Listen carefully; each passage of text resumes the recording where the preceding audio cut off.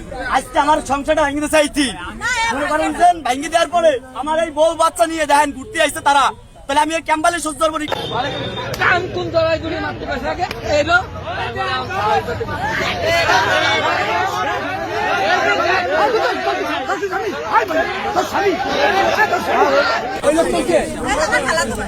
ও ভাই কিচ্ছু হয় না, খালাতো ভাই তুমি কিছু হয় না, আমি চিনি না।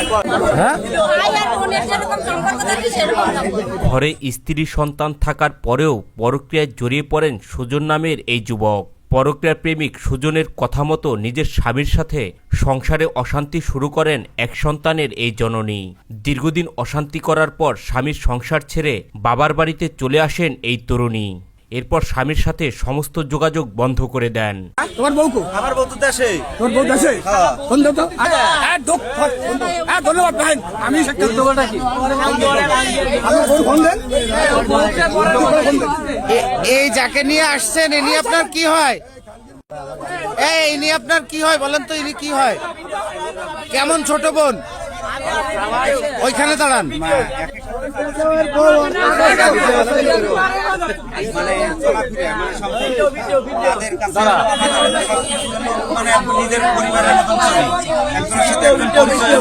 এরই মধ্যে পরক্রিয়া প্রেমিকের সাথে ধীরে ধীরে সম্পর্ক আরও গভীর হলে প্রেমিক সুজনকে নিয়ে পার্কে ঘুরতে আসেন এই তরুণী। কিন্তু কথায় বলে চোরের 10 দিন আর গৃহস্থের 1 দিন, এটাই যেন সত্য প্রমাণিত হলো এই পরক্রিয়া প্রেমিক যুগলের ক্ষেত্রে।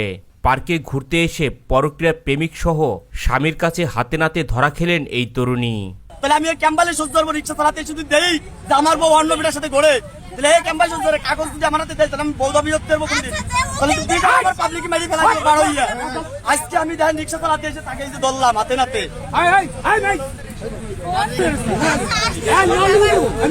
আপনি যাবেন না, কাগজ দিয়ে আমি অনলাইন তো দুজন একজন হবে, অনলাইন তো আমার না।